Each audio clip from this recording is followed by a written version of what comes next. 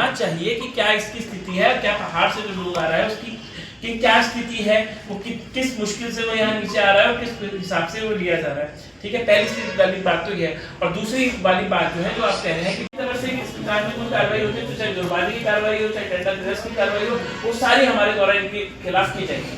परंतु जो दूसरा वाला मुद्दा है वो बदतमीजी का है। यदि इस प्रकार से है, आई कार्ड इनके द्वारा हमें एक पूरा हर एक व्यक्ति की फोटो और आधार कार्ड और उनके लेटर पैड पे आया है कि ये व्यक्ति है हमारे, आप इनके लिए। और नॉर्मली कहीं पर भी ठेके में यही होता है। इसके बाद जो है पुलिस वेरिफिकेशन, जो कि अभी ये ठेका डील का सिर्फ 1 नवंबर से स्टार्ट हुआ है, क्योंकि 31 अक्टूबर तक पहला था और 1 नवंबर से इनका स्टार्ट हुआ है 31/3/26 तक के लिए। उसके संबंध में भी हम पुलिस वेरिफिकेशन भी हम लोग इनका कराते ही हैं। अभी आई कार्ड बनने का प्रोसेस है।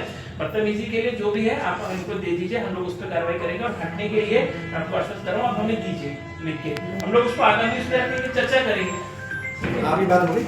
अब मैं कहूँ, मैं ये कह रहा हूँ आपसे कि ये हम भी समझ रहे इस बात को कि ये बोर्ड के द्वारा निर्णय लिया गया, ठीक है, ये एक रात में तो गुना नहीं।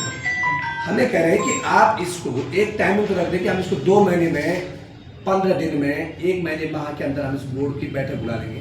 आप अध्यक्ष से बात कर सकते हो, चेयरमैन साहब से, कि भाई ऐसी स्थिति है, इसमें तत्काल एक बड़े बैठे बैठने की जरूरत नहीं। आपके जो मेंबर हैं बोर्ड की बैठक बुला रहे, उसको कभी भी बुला सकते हो, उनका विवेक है।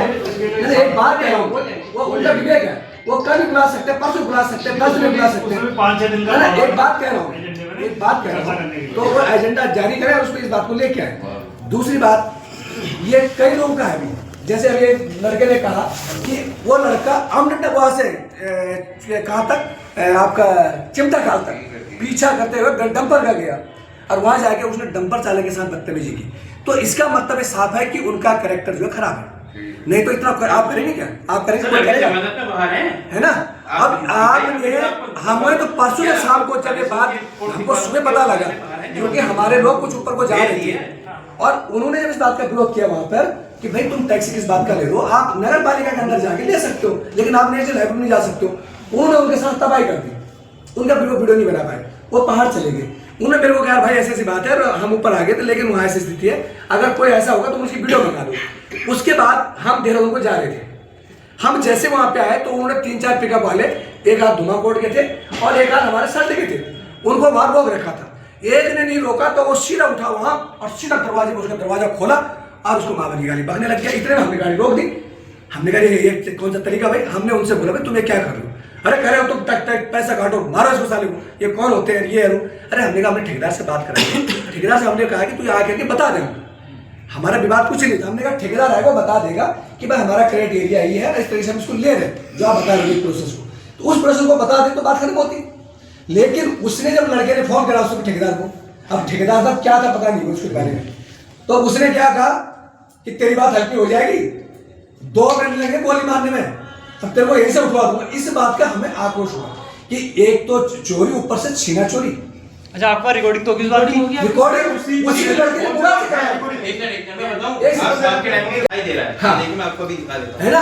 तो ये स्थिति है। हमें कह रहे हैं कि जो रामनगर हमारा शहर है, जो लोग यहाँ गाड़ी खड़ी कर दी है, आप उसका तय कर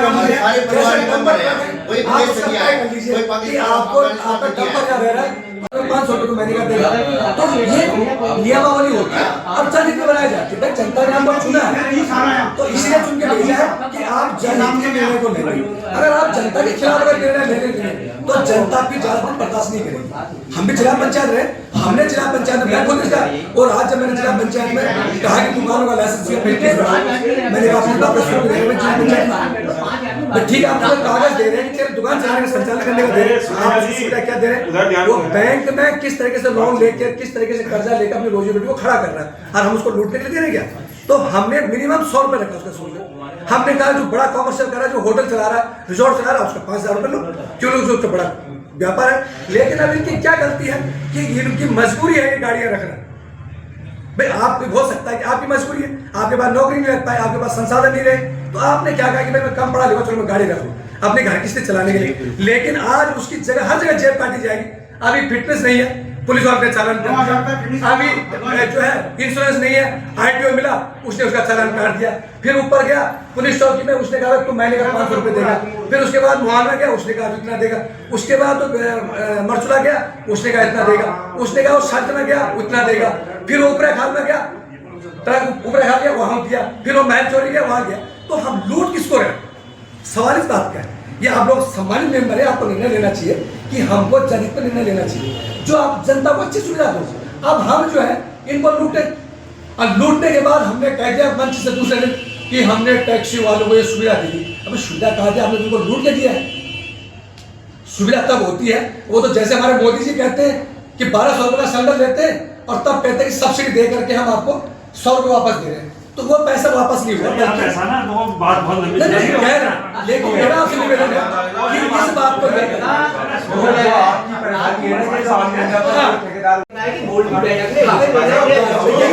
हम करें ये जो बाहर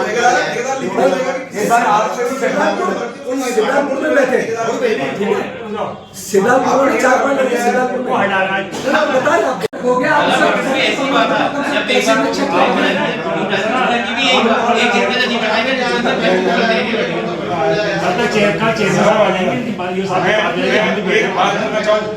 एक बात मुझे जानते हैं, शायद कुछ लोग नहीं जानते। मैं जानना चाह रहा हूँ सर, ये प्रवेश शुल्क कब किया? पहले अड्डा शुल्क था, इसे प्रवेश शुल्क कैसे कर दिया गया? और वो कौन से मेंबर थे जिनका परमिशन से हुआ है? क्योंकि अधिकतर मेंबर कह रहे हैं हमारे संज्ञान में है नहीं, हमारे साथ तो ये किया ही नहीं। देखिए सर 24-25 में सर ये क्या था सर? अड्डा शुल्क था, अड्डा शुल्क था सर 24-25। सर आप उसका सर ये 24-25 25-26 में इसको प्रवेश शुल्क कर दिया गया। जब ये प्रवेश शुल्क किया गया तो उस समय कौन बोर्ड ऑफ मेंबर थे जिनकी परमिशन से अड्डा शुल्क, जिसकी आप अड्डा शुल्क का मतलब है कि आप उसको सुविधा दे रहे हैं, उसको वहाँ रुकने के बाद कई सारी सुविधाएं देते हैं, सब लेते हैं। प्रवेश शुल्क वाले जो भी यहाँ से गुजरेगा वो पैसे देगा। ये कब हुआ? एक दूसरा सर मैं एक और चीज़ आपको बताना चाह रहा हूँ सर, ये 2017 गजट है सर, 26 में 2017 का सरकारी बजट है। इसमें सर एक चीज है सर, ये कहा है जो 1997 में जो ये उपविधि थी इसको सर इन्होंने खत्म किया है सर। अब सर ये सारी खत्म किया है।